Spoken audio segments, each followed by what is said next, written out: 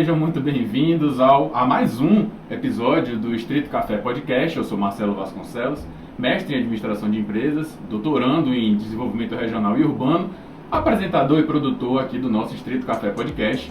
Hoje nós vamos bater um papo muito especial, vamos falar sobre logística, né? É um tema muito agradável e muitas vezes a gente não se dá conta de quanto esse tema permeia pilares da nossa vida, né? Aqui, se vocês podem prestar atenção, decorei a mesa aqui com algumas brincadeirinhas, né? Por exemplo, eu tenho aqui o meu xodó, que eu estava brincando agora há pouco, o Ford T. Isso aqui é um descendente do Ford T, né? Que foi o primeiro carro popular da história, né? O automóvel em si, ele nasce no final dos anos 1800, 1890, ainda no século XIX, mas o Ford T, ele é verdadeiramente o primeiro carro popular, ele surge em 1910, né? E a partir daí, esse boom que esse produto ganhou, essa popularização, já viabilizou muitas coisas com relação à logística, e a própria descendência do automóvel trouxe aí pra gente ônibus e outros veículos que a gente vai discutir aqui no caminho da nossa conversa, né? Depois do Ford T, depois do automóvel, no final do século XIX, a gente tem aí em 1906 o Santos Dumont apresentando pra gente o 14 bis, né, o avião. Então o avião ele nasce em 1906, mas verdadeiramente, assim como no caso do automóvel, que primeiro surge e depois populariza, o avião ele termina popularizando mesmo para efeito de logística depois da Primeira Guerra Mundial.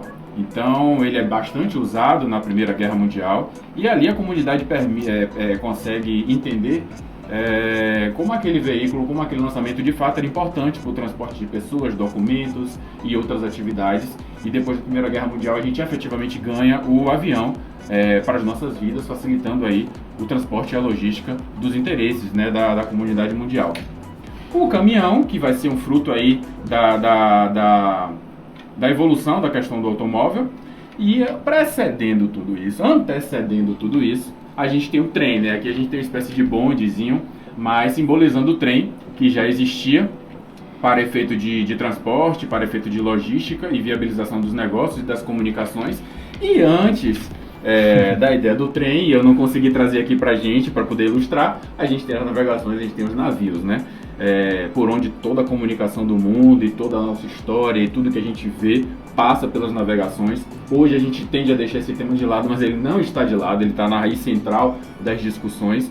Enfim, é um papo muito estimulante, como vocês já começaram a perceber, e eu trouxe aqui duas pessoas muito importantes para a gente esclarecer, para a gente falar sobre isso: o professor doutor Henrique de Oliveira, meu professor aqui inclusive no doutorado, e o Paulo Villa, que é engenheiro, né, Paulo, e diretor executivo da Usuporte, que é uma empresa muito bacana, muito bem estruturada e muito importante da logística na Bahia. Vamos discutir um pouco desse cenário, que vai ser um pouco de academia, mas vai ser um pouco de realidade, né? Muito de realidade, muito de academia, e tende a ser um bate-papo muito interessante. Eu queria agradecer a presença aqui de vocês dois. Deixa eu começar pelo professor Henrique, obrigado por estar aqui.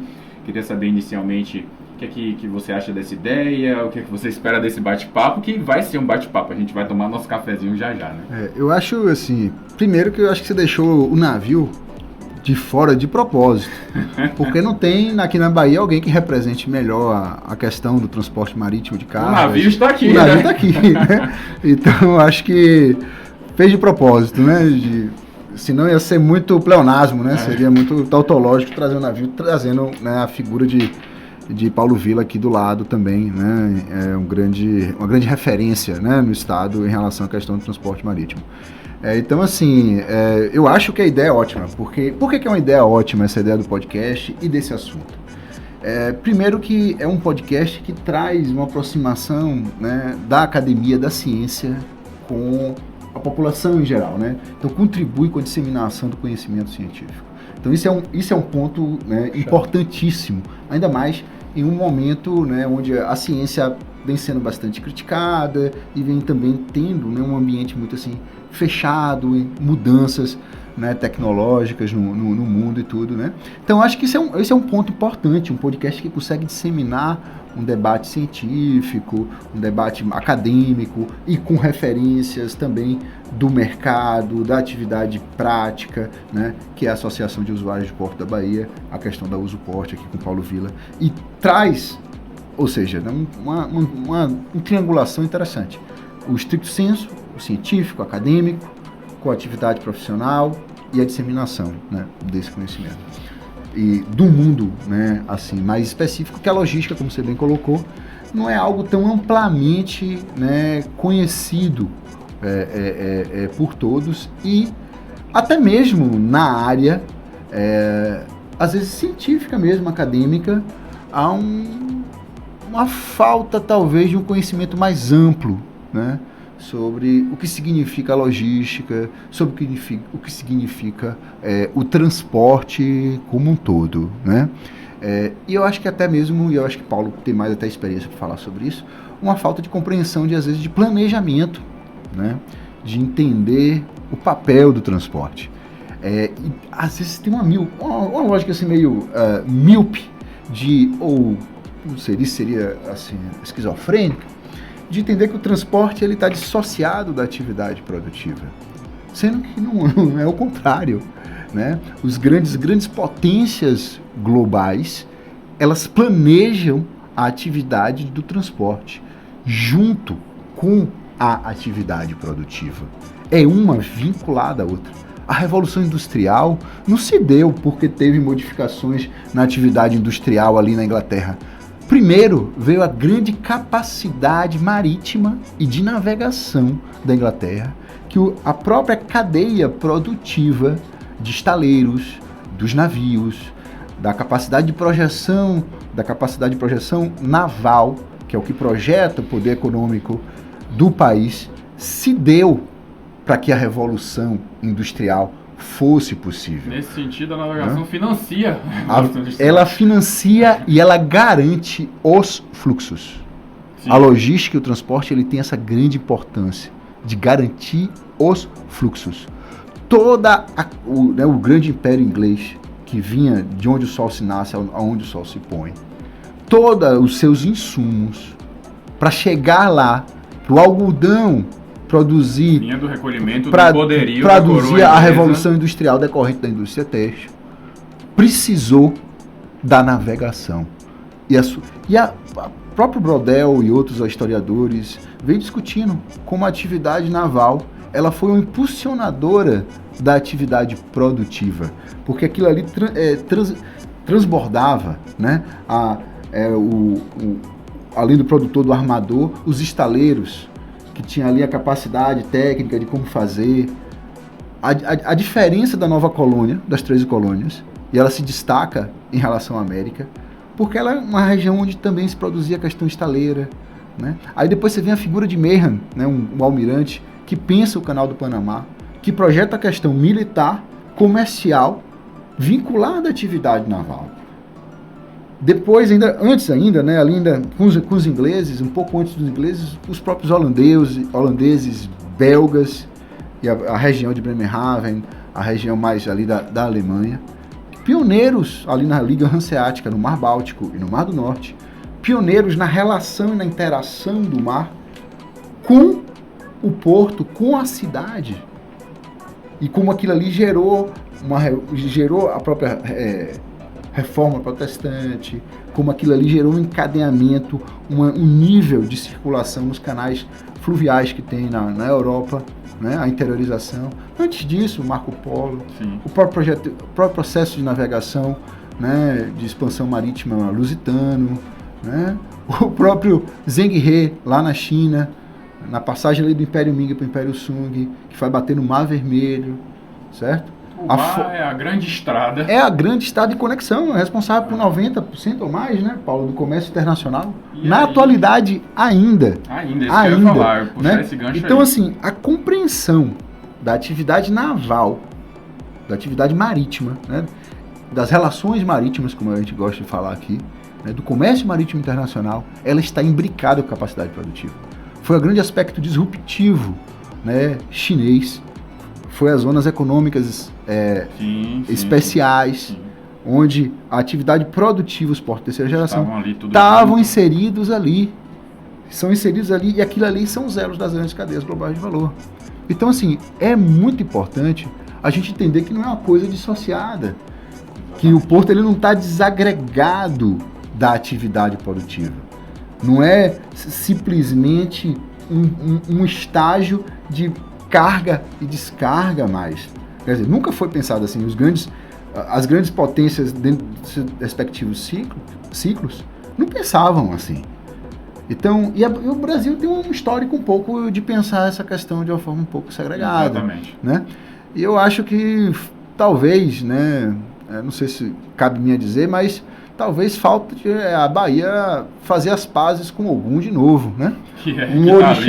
Um orixá que traz o comércio, o transporte, a tecnologia e também a guerra, mas que puxa isso tudo, né? Uhum. Eu acho que tá a segurança aí no caso, né?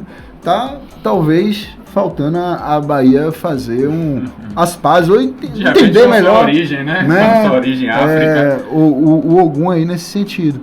Né? Que se a gente for falar de uma coisa tão ontológica, né? Os povos, né, bantus, né, nômades da África já tinham essa sagacidade, essa compreensão. Então eu queria só quis fazer essa fala assim de abertura, só para a gente posicionar a importância, né, desse tema, né, e ver como ele tem uma relação muito direta com o nosso cotidiano, né? Não só de ver os portos ali, né, aqui, aquela vista maravilhosa do Santo Antônio, ou passar ali pelo comércio, aquilo ali está totalmente relacionado, né? Uma condição necessária e suficiente para você ter relações internacionais, para você ter relações entre países, é que tenha uma malha de comunicação, né? E com a Revolução Industrial, a comunicação ela quebrou. Circulação de bens e informação foi para um outro lado, né? Com a questão das fibras e tal. E aí eu acho que isso atrapalhou um pouco as pessoas na compreensão da importância do que é o transporte e do seu planejamento, certo? Só foi mesmo para a gente, né, poder posicionar a importância do tema. E a gente está aqui, né, dentro de um convênio do Stricto Sensu com a Associação de Usuários de Portos da Bahia, da Usuporte, assinado finalmente, né, no meio do ano, dentro também da compreensão do nosso edital de cadeias globais de valor, que tem dentro das suas linhas de pesquisa, né, essa compreensão, tentativa de entendimento das infraestruturas de transporte, do planejamento de transporte com a relação produtiva, né, eu acho que está bem encaixado esse programa de hoje, e a gente está bem acompanhado, né, com a expertise e o conhecimento, né, de Paulo Villa aqui. Tá? E aí, Paulo, eu queria primeiro, mais uma vez, te dar as boas-vindas, também perguntar para você o que é que você acha dessa nossa iniciativa aqui e trazer também para a gente não só a ideia, a atividade da Usuporte, da sua função lá, como mostrar para a gente como todo esse cenário histórico que o professor Henrique trouxe, ele é real, inclusive na contemporaneidade, né?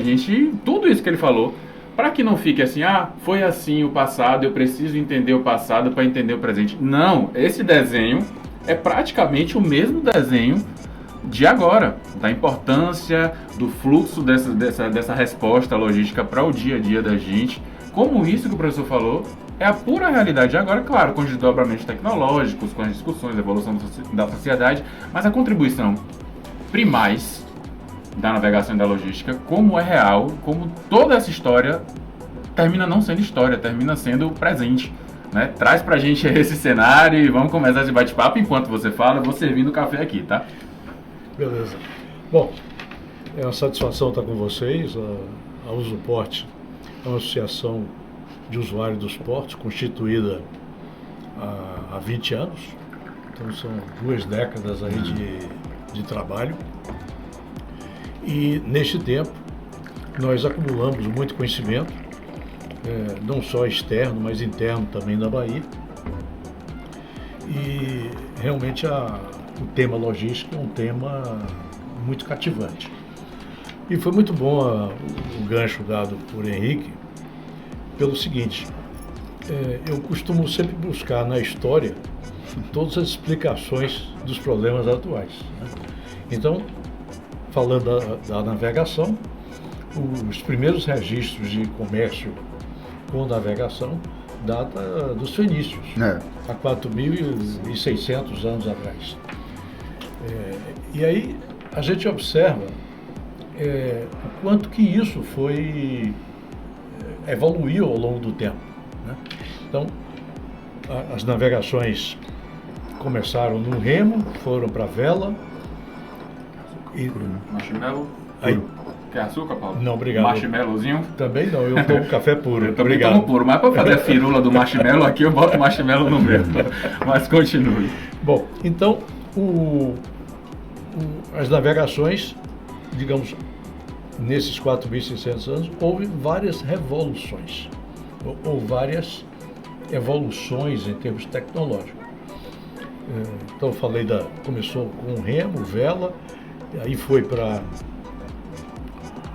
as grandes navegações, que temos registros dos vikings nos anos 800, que chegaram, 800, 900, chegaram aos Estados Unidos, na América do Norte, chegaram na Groenlândia, né? Na Irlanda, mas também tem registro dos chineses chegarem na América.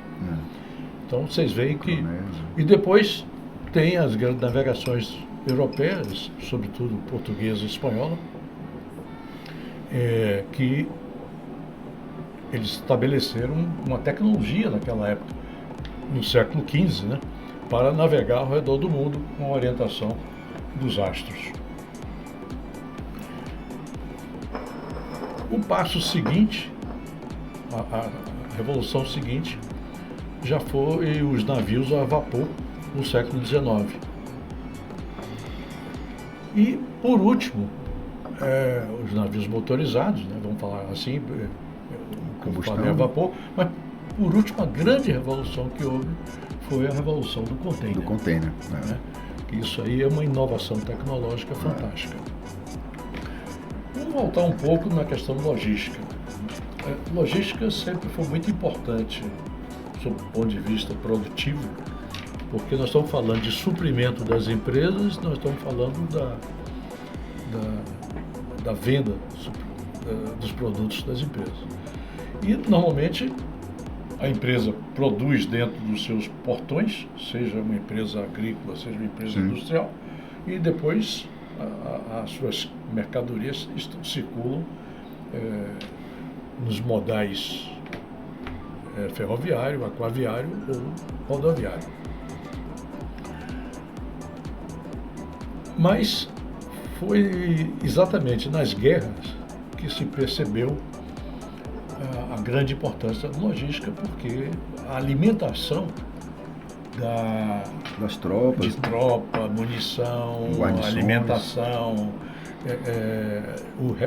o posicionamento, combustível, é uma coisa é um moto contínuo. E a logística evoluiu muito durante as guerras, né? Sim. Na Primeira Guerra e na Segunda Guerra.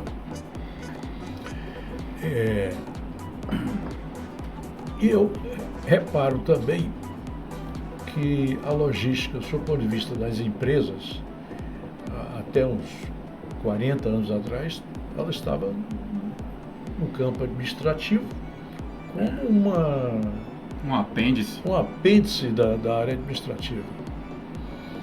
E, na verdade, ela não é. A logística passou, o pessoal começou a abrir o mais olho. Para coração.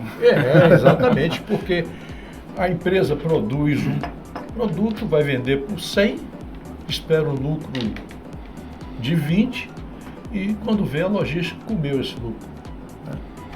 E aí, essa passou a ser a grande preocupação, e a logística foi subindo, né, dentro do organograma das empresas. Sim. E hoje é muito comum ter diretoria de logística nas empresas, ou até vice-presidência de logística. O nosso presidente do Conselho do Usuporte, o Alejandro Toshidovski, ele é vice-presidente de logística da Tronox na América Latina. Então, você vê que a visão termina sendo de todo o continente latino-americano. Bom,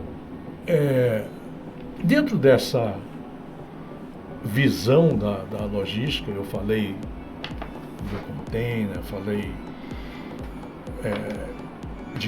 das coisas que aconteceram com o passar do tempo.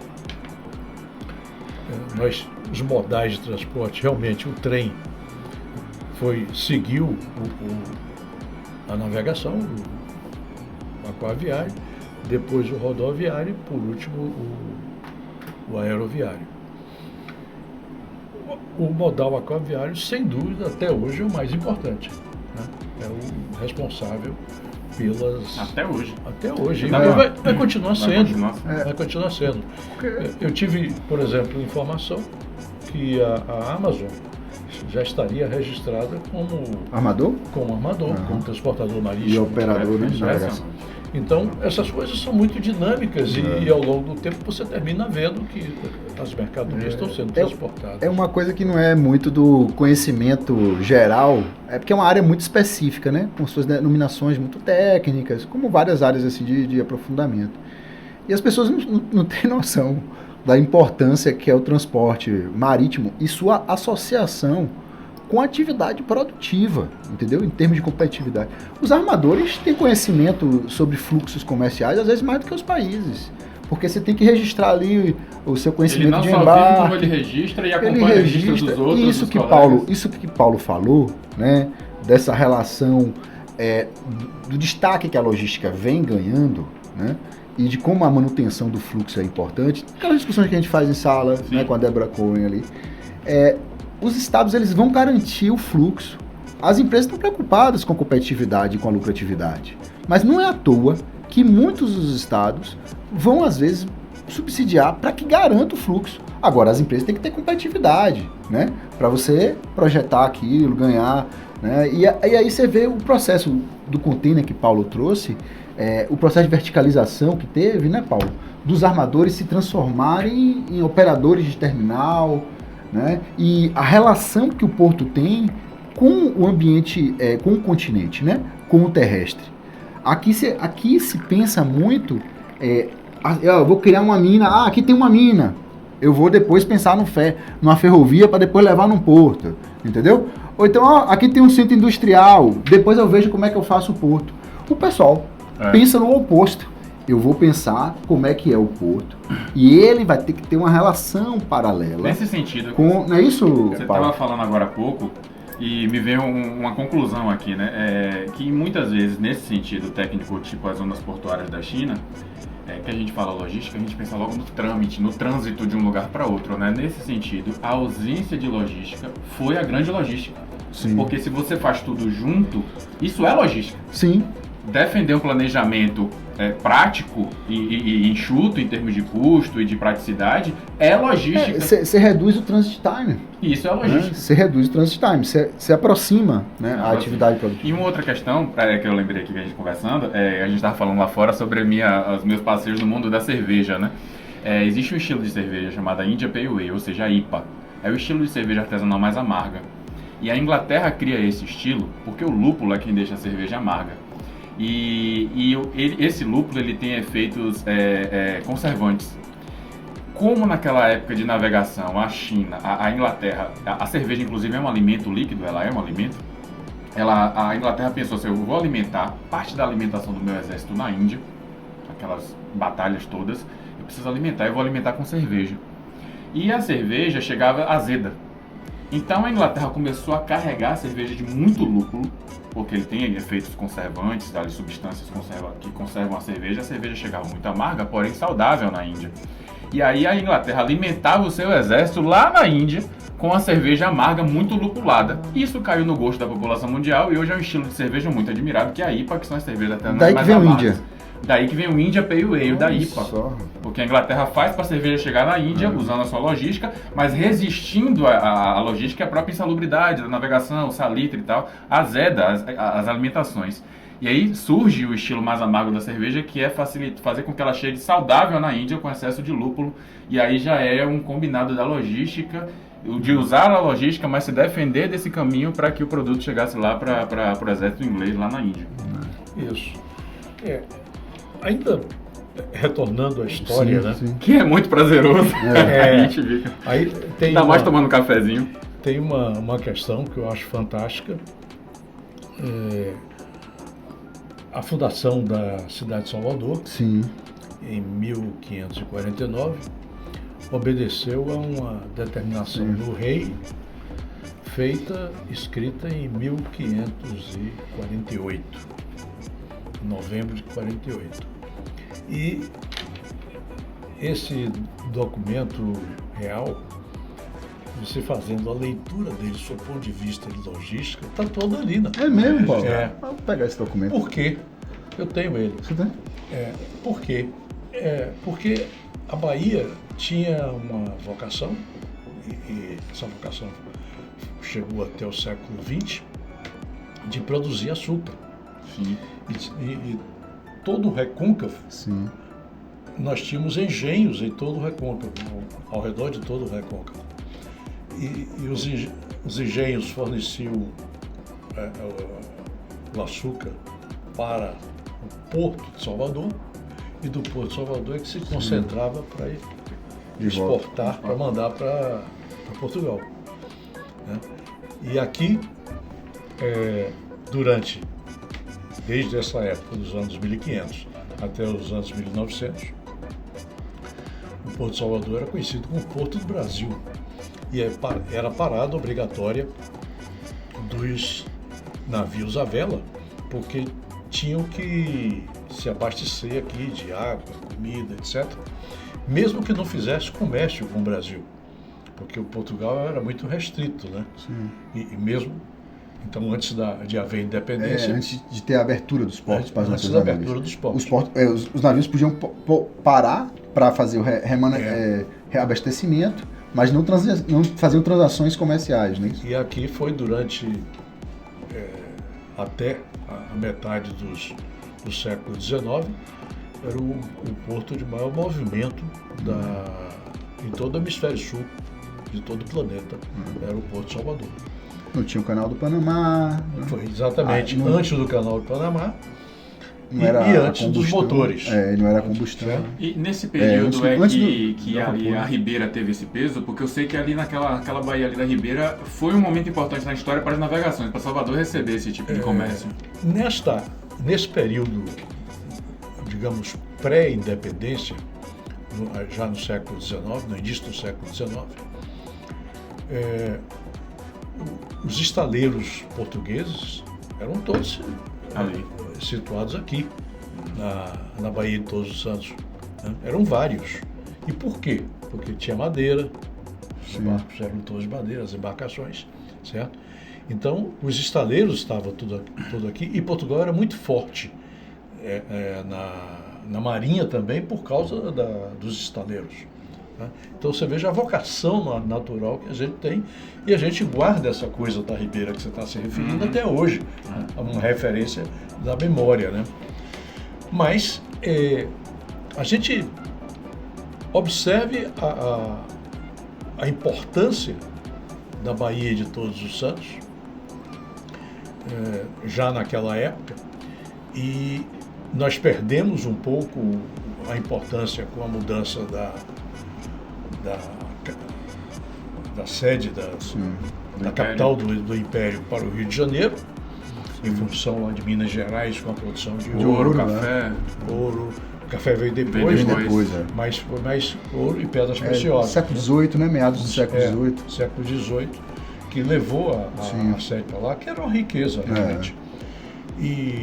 Mas Salvador permaneceu durante muito tempo com essa coisa de ser o ponto focal da navegação. E com o crescimento dos navios, do tamanho de navio, de tudo, começou a se exigir porto aqui na Bahia. E o porto levou 60 anos para acontecer. Começou em 1850 e só foi acontecer em 1913, no Porto de Salvador. Não é de hoje que demora uma obra de infraestrutura portuária aqui no Brasil. Não é de hoje. É realmente um horizonte longo, né? Agora, a logística E entrando no aspecto prático, em termos de eficiência, porque o que a gente quer é eficiência logística. Para quê? Para a gente ser competitivo, né? As empresas serem competitivas, a cidade ser competitiva, o Estado e o país. Sim. É todo para gerar desenvolvimento, né? Gerar trabalho, riqueza. Trabalho e tudo mais. Então, nós temos hoje uma logística no Brasil muito cara. E na Bahia mais cara ainda. Né? Cara e imprevisível também, né? Além de cara e imprevisível. Tem uma né? série de dificuldades. A própria imprevisibilidade traz custo, né? Traz custo e Cara, complica o processo logístico, por exemplo, na concepção atual de just-in-time, né? Com o lead time ele ser mais previsível, né?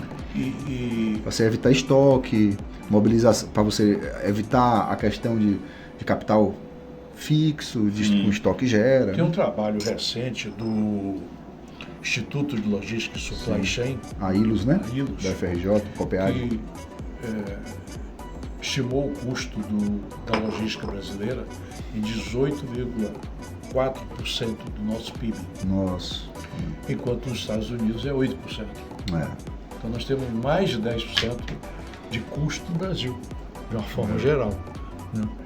Exatamente, nós devemos trabalhar e desenvolver pesquisas para reduzir esse custo logístico no Brasil. Para o Brasil poder competir internacionalmente e inclusive internamente também. Dentro dessa perspectiva, o que seria assim, como é que vocês, os dois, desenhariam os principais produtos que circulam no comércio exterior baiano ante a nossa estrutura e nossas dificuldades? O que é que a Bahia hoje produz e manda para circular no mercado exterior? A Bahia, eu costumo dizer que a Bahia é um extrato do Brasil. Você aqui tem de tudo. Né? Nós trabalhamos com um produto importante aqui, petróleo, tanto entrada como saída de combustíveis, óleo e combustíveis.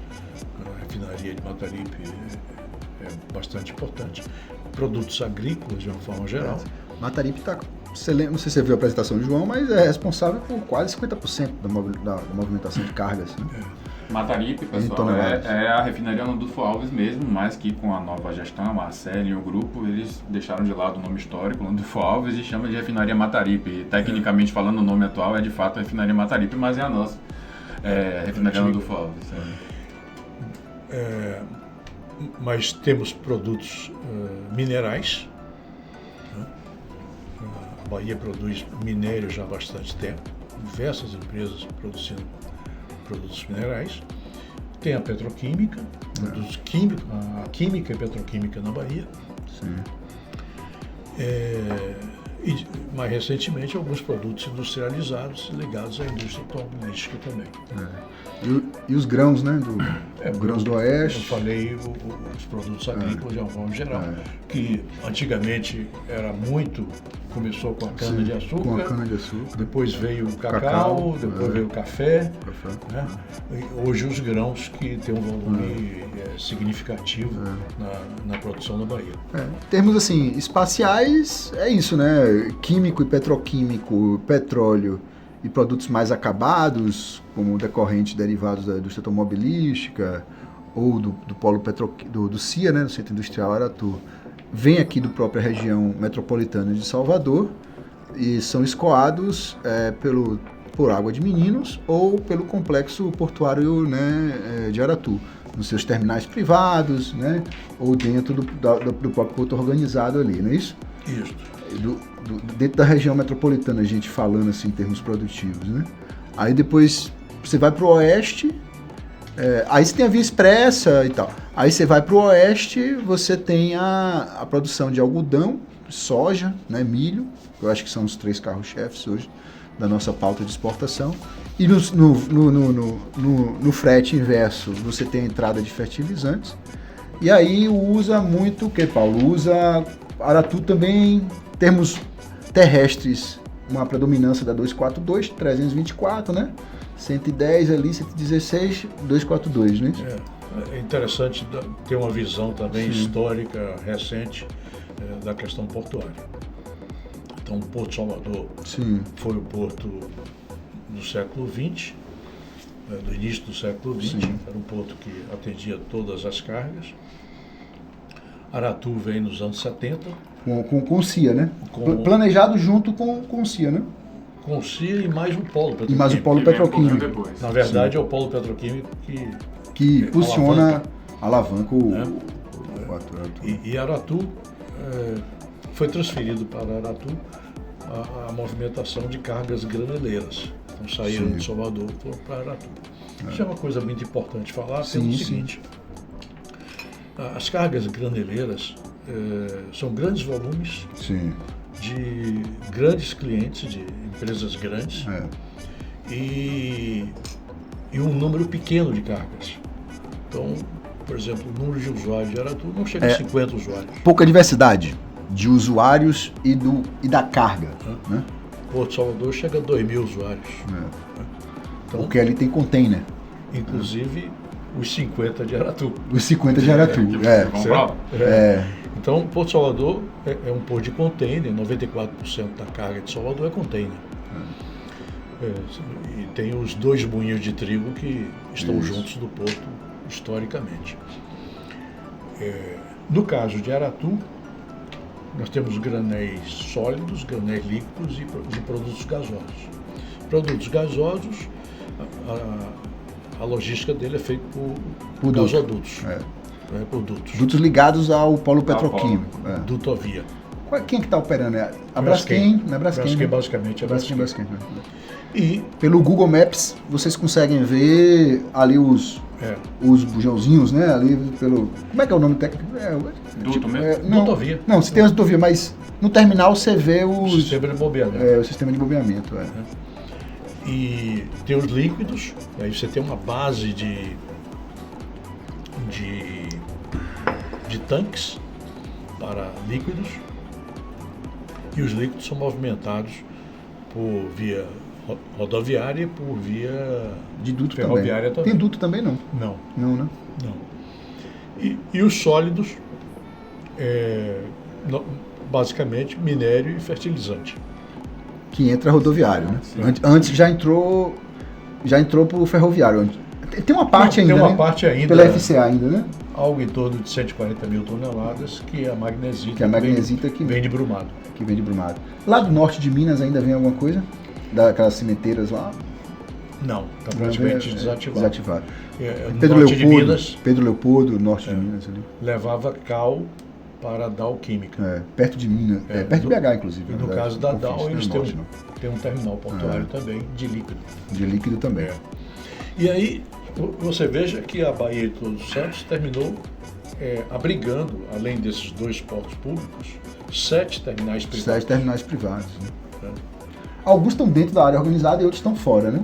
Não, os privados nós chamamos de TUP, os TUPs, terminais de uso privativo, né? De uso privativo, estão todos fora da área porto organizado. Porto organizado. A gente colocou aqui uma segunda pauta que me traz uma outra questão, né? A pergunta seria, qual seria a atual conjuntura da infraestrutura para a logística interna baiana? E aí me veio na mente, quando eu recobrei aqui essa pergunta, toda vez que a gente pega o carro e viaja aqui, a gente vê aquelas ferrovias antigas, paradas ali, e imaginando como aquilo em algum momento foi usado, né? Foi usual. Eu também me recordei aqui que, eu não sei se foi no período Vargas, no período militar, que chegou a existir um projeto de interligação das grandes cidades brasileiras, tudo por ferrovia. E a gente tem um pouco dessa estrutura aqui que a gente passa lá e vê o mato em cima não funcionando mais. A gente ficou refém das rodovias, né?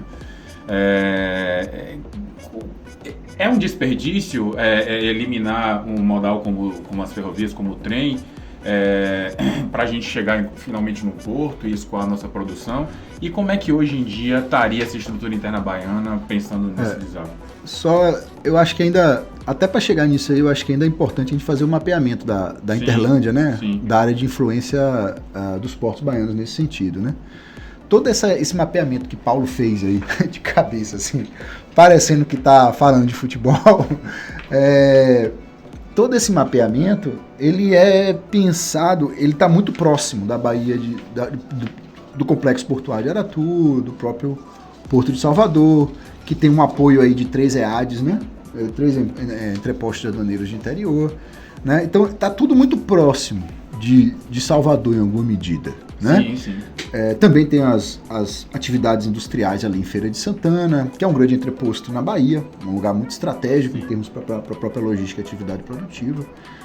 Aqui pela 324, embora a 324 tenha várias críticas, né, em relação à sua condução, à sua gestão, que eu acho que já entra aí também um pouco nisso. Então você tem isso. Aí você tem uma produção do Oeste, que você imagina, quantos entre 1.800 quilômetros ali, né, a área do Oeste para cá, né, ou a quilometragem. Em torno de 1.000 quilômetros. De torno de 1.000 quilômetros. Que você vai ter ali São Desidério, Barreiras, Luiz Eduardo Magalhães, né? Aquela região ali do Oeste. Você imagina que aquela carga produzida ali, algumas é escoada por outros portos, não é isso? E uma parte é escoada por aqui. Então é algo que é pensado que não é econômico, acima de 800 quilômetros, você transportar por rodoviário, né? Então isso daí já é uma sinalização para o que você está falando, né?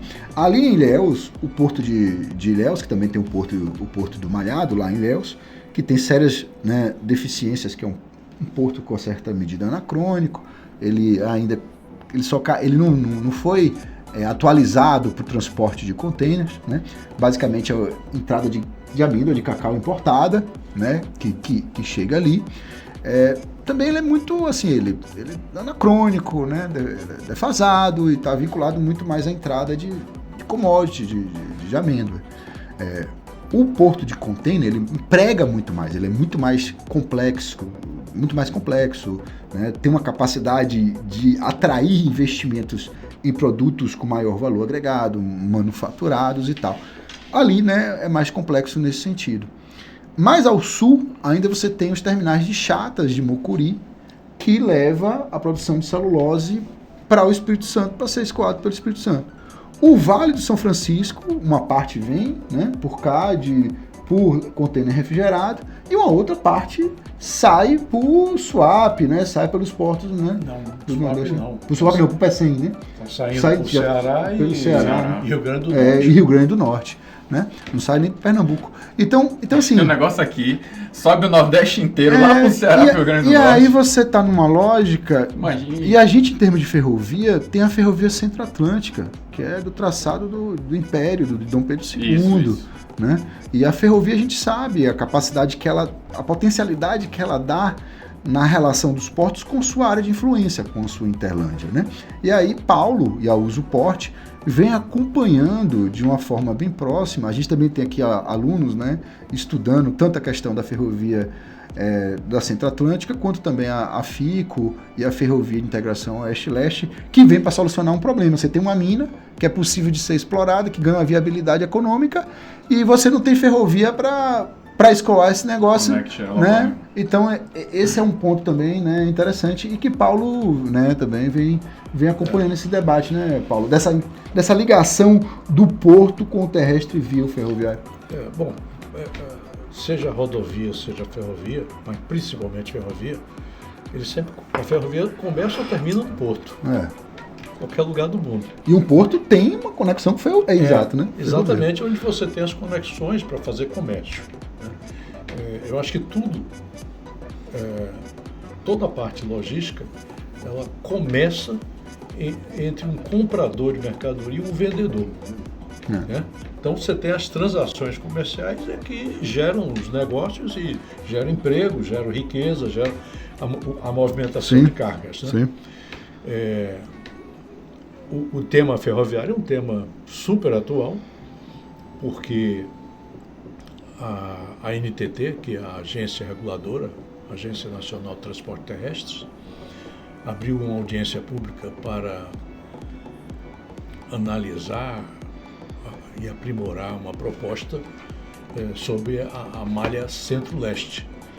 A malha Centro-Leste foi uma malha concedida em 1996 para uma empresa chamada FCA e concedida por 30 anos, e agora nós temos uma proposta de renovação dessa concessão por mais 30 anos.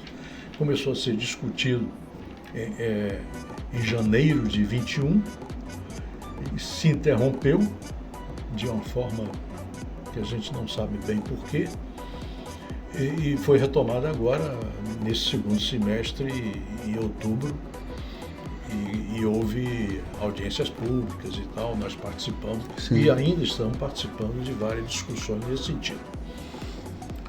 A renovação dessa malha foi proposta com a exclusão da Bahia, com a exclusão do trecho que a gente chama Corredor Minas-Bahia, que vai de Corinto até Propriá, em Sergipe, sim, e até Petrolina, em Pernambuco, passando pela Bahia. E os baianos, de uma forma geral, questionaram, e a Usuporte teve um papel central nesse ponto, porque nós fizemos documento, participamos de audiência, reunião com o Ministério, com a própria agência também, e discussões aqui internas. E hoje nós estamos evoluindo para uma solução. Sim. E o que é que a Bahia quer? Que seja nesse trecho recapacitado o trecho da Bahia, mas não pode ficar, seja dentro da concessão ou fora da concessão, mas a Bahia tem que resgatar a sua ferrovia, e é uma ferrovia hoje de uma importância nacional, né? Nacional, porque liga a região Nordeste com a região Sudeste. Não é uma questão só de Bahia. Do Estado, né? E com a construção da FIOL, hoje a gente chama o eixo FIOL. Sim, FICO. Então, você não pode cruzar duas ferrovias com bitolas diferentes, senão elas não se falam. Então, nós estamos defendendo que uma atualização, essa recapacitação seja também de bitola larga, para poder ligar a Transnordestina com o Sudeste, através da MRS, e com o Oeste brasileiro, com a FICO-FIOL. E aí sim nós teríamos a verdadeira ferrovia de integração nacional. Isso. Lembrando que no caso, né, da FCA, qual a velocidade média que a FCA está tendo hoje? Que eu acho que isso é importante falar. É uma velocidade realmente antieconômica, mas é como deixar um produto em estoque. Né? É a lógica de deixar o produto estocado. Anda a 11 km por hora. 11 km por hora. Então, para rodar quantos quilômetros? Para rodar 2.000, quase 2.000 quilômetros. Você está deixando esse produto estocado. Então, é pouco eficiente, né? Muito pouco eficiente. E hoje se fala em transporte de mercadoria já no mundo desenvolvido a 100 km por hora. Tá? Minério de ferro, que é uma commodity e tal, tem uma velocidade aí em torno de uma média de 60 km por hora, mas é muito boa. É muito boa. Certo? Mas, por exemplo, chega na Espanha, a velocidade de container entre Valência e a Grande Madrid são 100 km por hora médios. Que aí já está transportando produto com maior valor agregado, que é mais sensível. Quase é um tempo real. O produto com maior valor agregado ele é mais sensível à logística. É mais sensível. Então você vê quanto nós estamos atrasados andando a 11 km por hora. Certo? E aí nós queremos exatamente uma transformação dessa ferrovia. Mas, do ponto de vista de estrangulamento logístico, que é o caso, né? Você observe que o nosso sistema rodoviário também é o mesmo da década de 70, né? 50 anos atrás. 50, 70. Né? Os principais eixos rodoviários feitos, temos a 116, ainda construída na década de 60, a 110, 101 no início dos anos 70, a BR-242 no início dos anos 70. A 324 também, não foi? A 324 é dos anos 60, 50, né? 50 e 60. Foi duplicada no início dos anos 80. Então, você vê que nós estamos com uma defasagem superior a 40 anos. A nossa frota de veículos em 40 anos cresceu estupidamente. Né?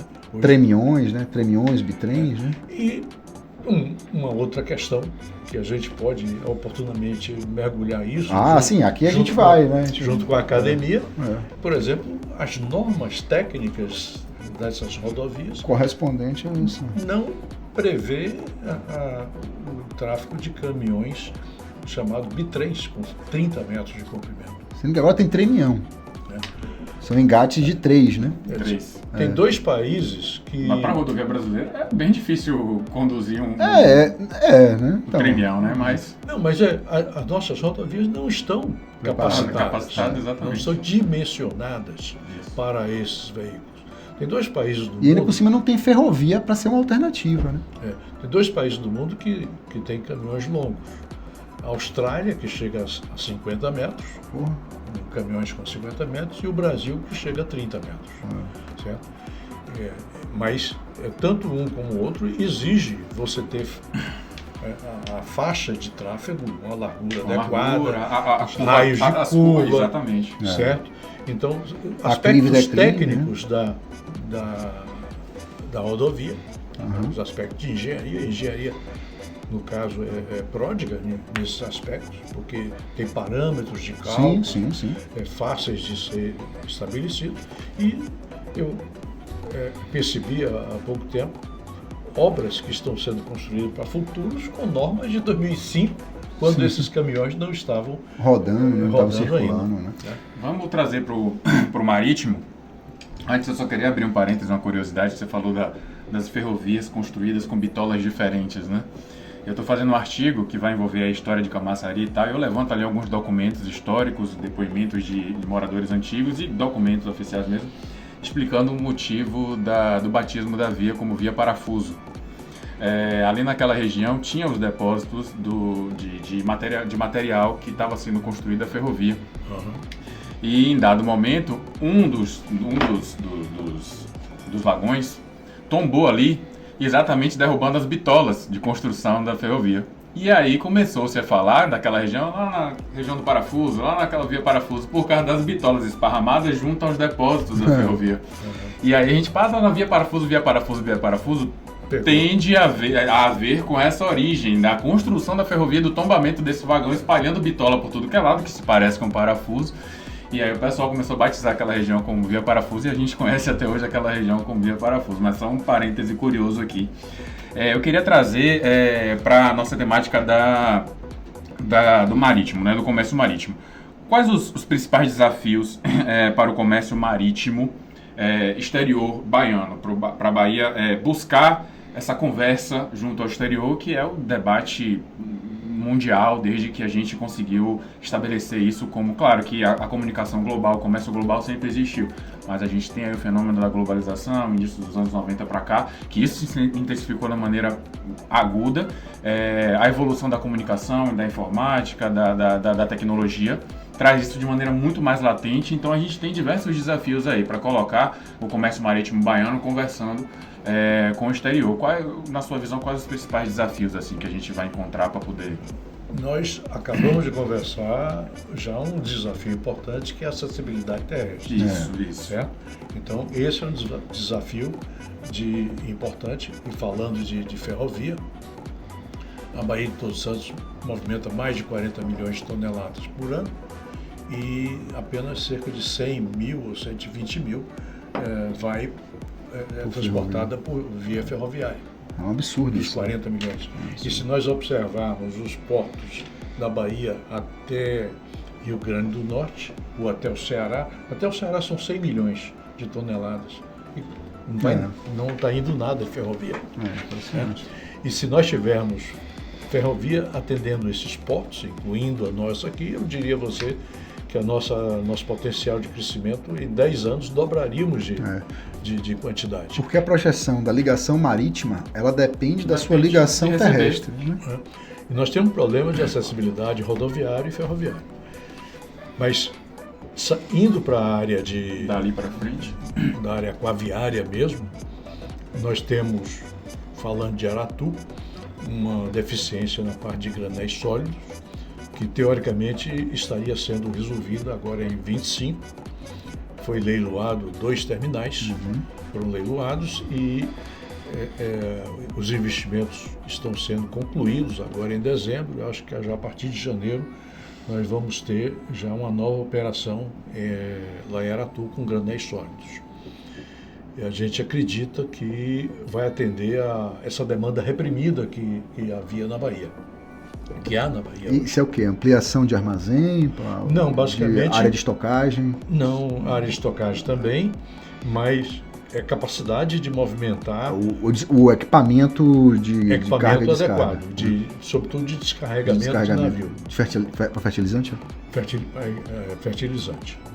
Basicamente é fertilizante e alguns minérios que às vezes vêm e também são exportados. Certo. Um outro terminal vai ser um terminal de grãos, que o Porto de Aratu não tinha. Então nós vamos ter dois pontos na Bahia exportando grãos, que é o Porto de Cotegipe e o Porto de Aratu. Porque isso gera, Marcelo, filas. Você vê um bocado de navio fundeado aí na Bahia. Né? São filas que tem uma dificuldade dos navios encontrarem espaço, né, nessa fila para poder atracar, para eles poderem fazer essas operações. Né?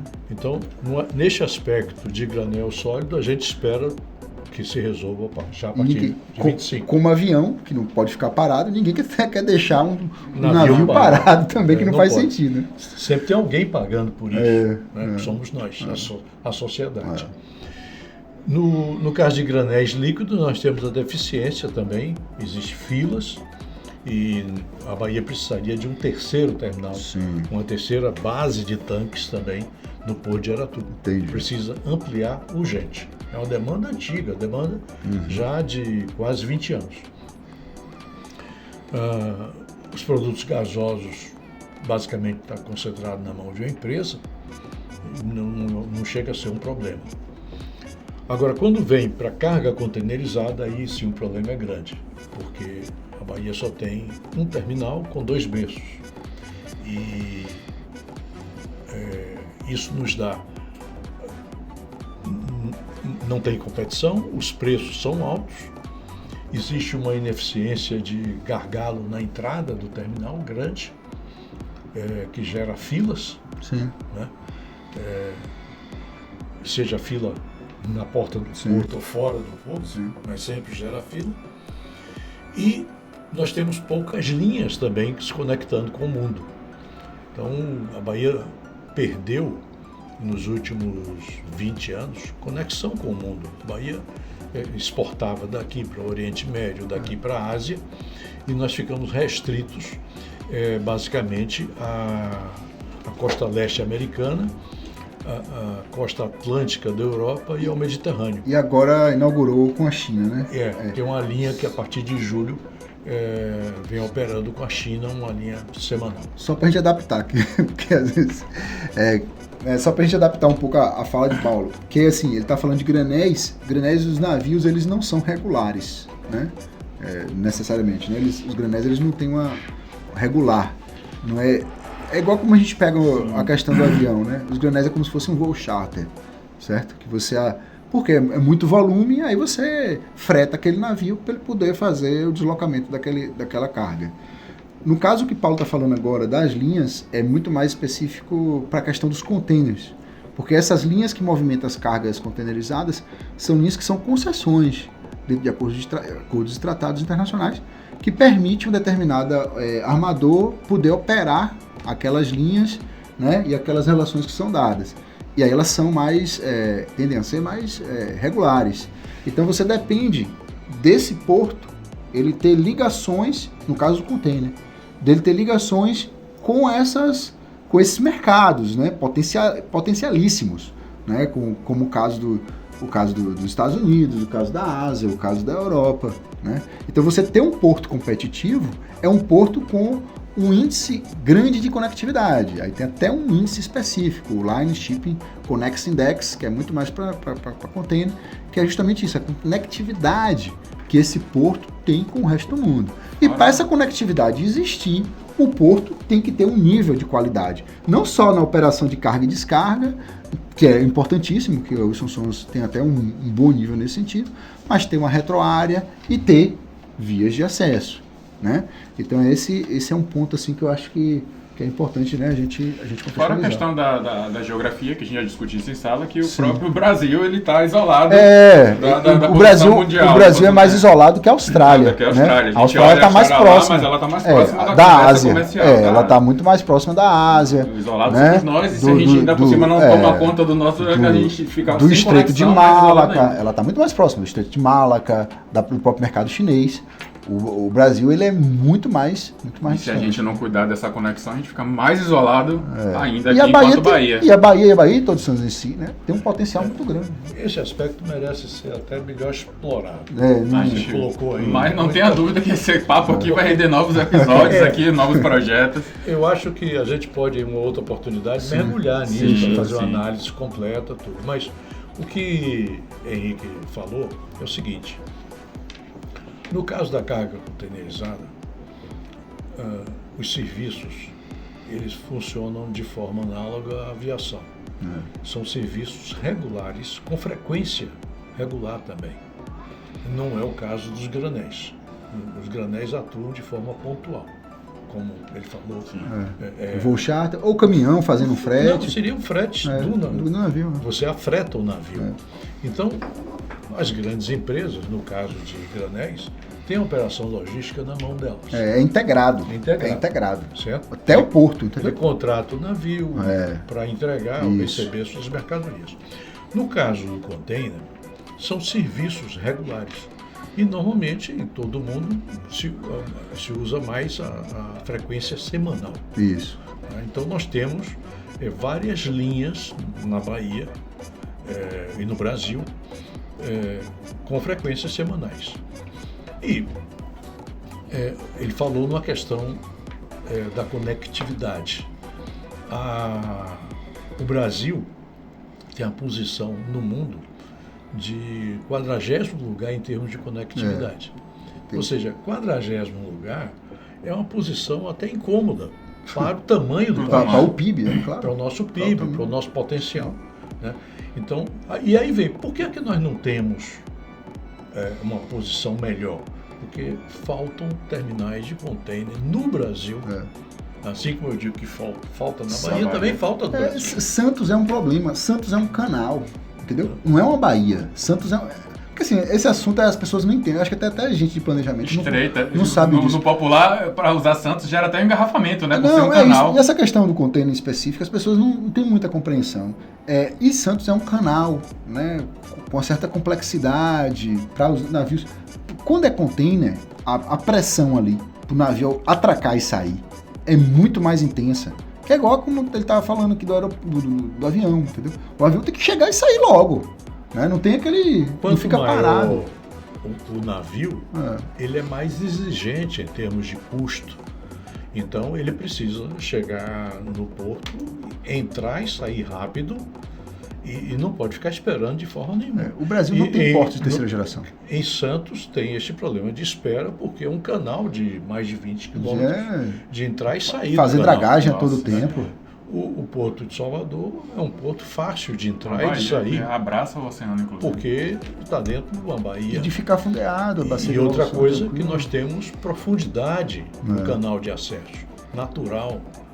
Em Santos, essa profundidade precisa ser dragada continuamente. E aqui, com essa profundidade que o Paulo está falando, você pode abarcar os navios com maior calado, né?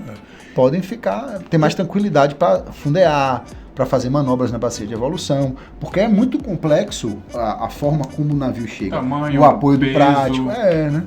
E aí vem uma questão de natureza prática para a gente, é que a Bahia levou 20 anos apenas com um berço para navios container. Então, comparando aí com um avião, é como se você visse um aeroporto com um finger. Entendeu? Sim. Só com uma conexão. Isso. Mas quando o aeroporto está lotado, ele para fora, remoto, e o passageiro sai e entra. Mas no caso de mercadoria não dá para fazer isso, não dá para trabalhar remoto. Então o navio fica esperando. Então nós levamos 20 anos. Aí quando a gente vê essa situação, e a gente olha o que é que aconteceu já nesse milênio, então no início do milênio, nós não tínhamos nenhum berço para navios porta-container. Pernambuco também não, o Ceará também não. Hoje o Ceará tem 5 berços, Pernambuco tem 3 e a Bahia só tem 2. E Pernambuco já vai para mais 2 berços, vai ficar com 5. Ceará e Pernambuco juntos, E a gente 10 aqui? berços e nós com 2.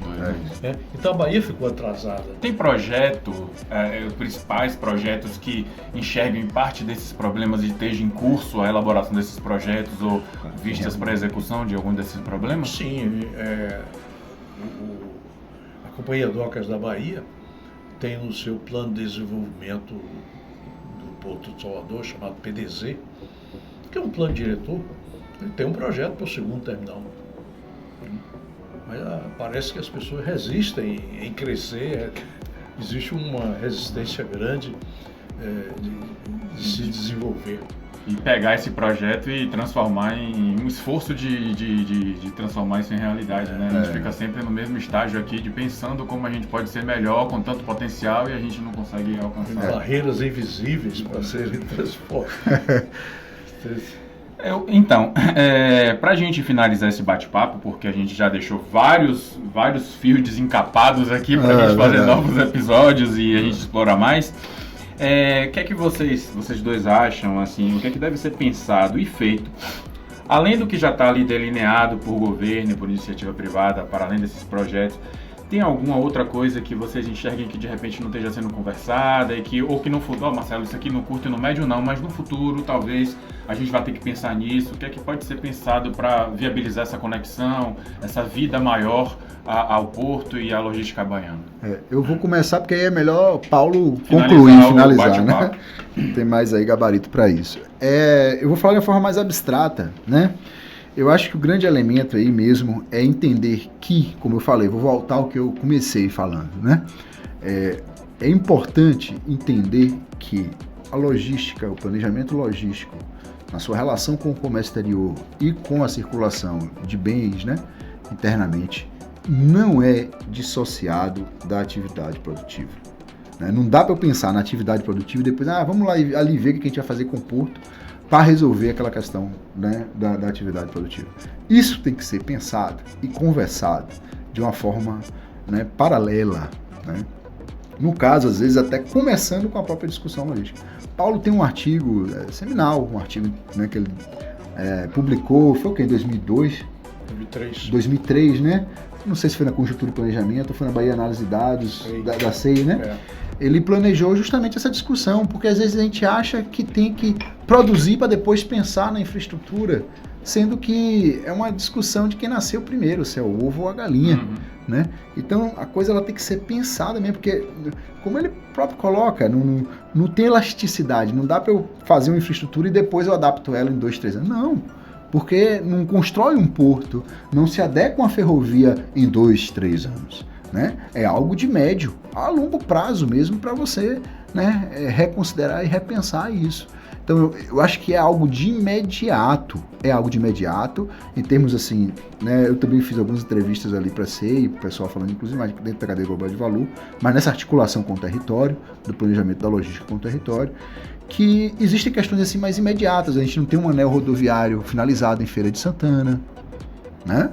A gente tem um porto, tem que pensar direitinho em relação à questão do aeroporto de cargas, né? Tem que pensar, de fato, num porto que esteja mais com a melhor conexão com o território, né? Então, assim, são pontos assim, fundamentais. Até uma duplicação da 101 de Feira de Santana até Santo Antônio, né? Esses aí são pontos assim, básicos e tem questões mais de médio, de longo prazo que isso aí devem ser considerados, são pontos assim, importantes. Aqui na Unifax, a gente está com 2 alunos de mestrado, 3 alunos de mestrado discutindo isso, né? O Ronan que está discutindo a relação do porto com a cidade, Porto de Salvador com a cidade. A gente tem o João Lucas que está discutindo a questão da infraestrutura portuária disponível, né, para o comércio exterior. A gente tem a discussão de Geraldo já falando da perspectiva terrestre, né, e a sua conexão com o comércio exterior, na perspectiva mais terrestre. Então, assim, a gente tem algumas pesquisas que a gente pode até trazer eles aqui para fazer um podcast também, né, a partir do momento que eles vão avançando com suas pesquisas.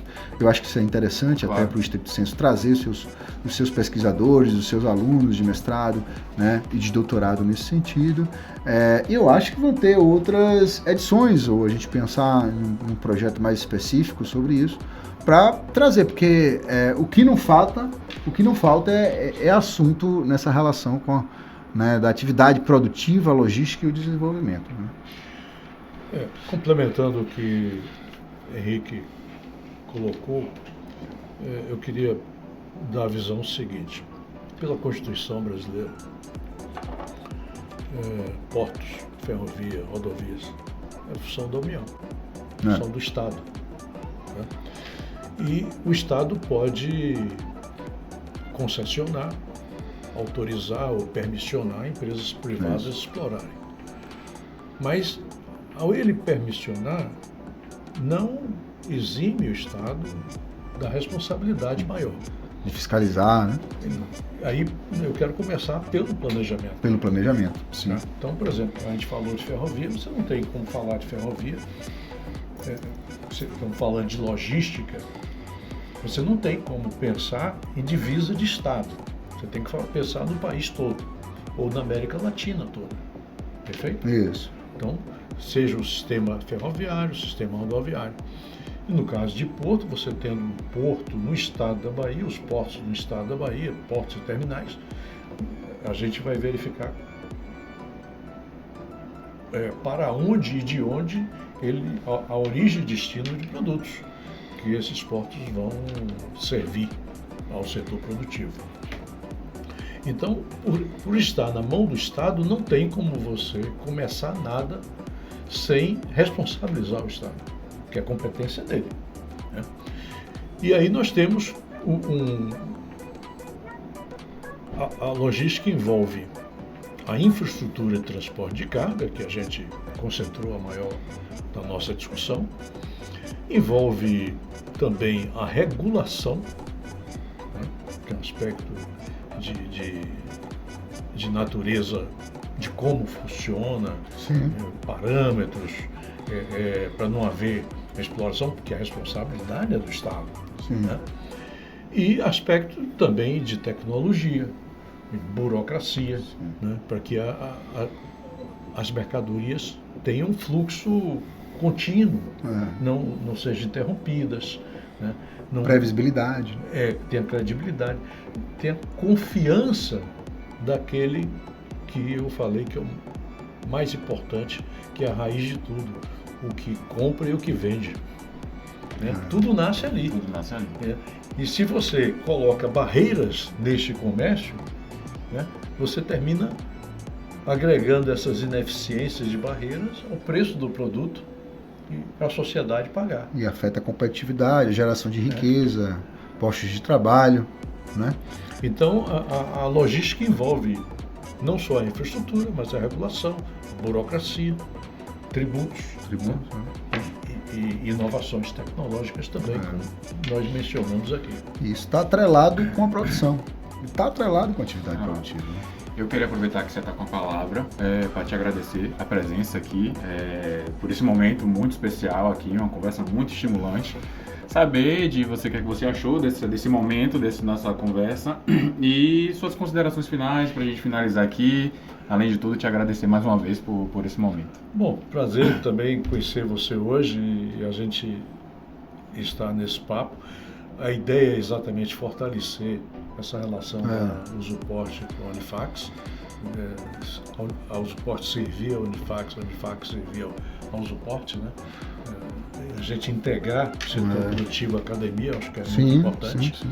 Acho que é fundamental. O que vai sair disto realmente seriam produtos, com certeza, vão ser úteis para a sociedade baiana.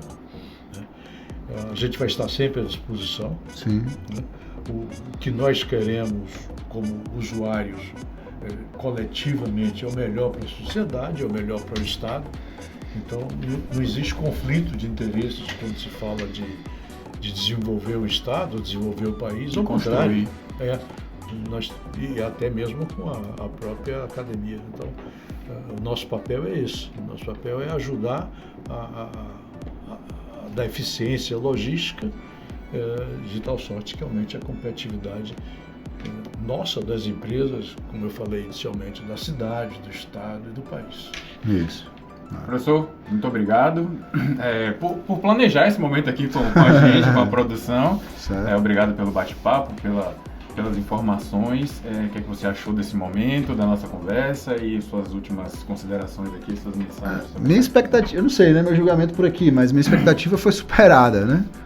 Sempre é muito bom conversar com o Paulo, né, sobre esses temas, e eu acho que a dinâmica fluiu bem nesse sentido, né, de uma conversa com informação, com dados, né, que eu acho que é como deve ser um pouco mais um podcast que tem uma relação com a academia, né, pensando, trazendo aspectos críticos também, que são, através da crítica que o conhecimento ele é gerado, né, o confronto de ideias e tudo aí.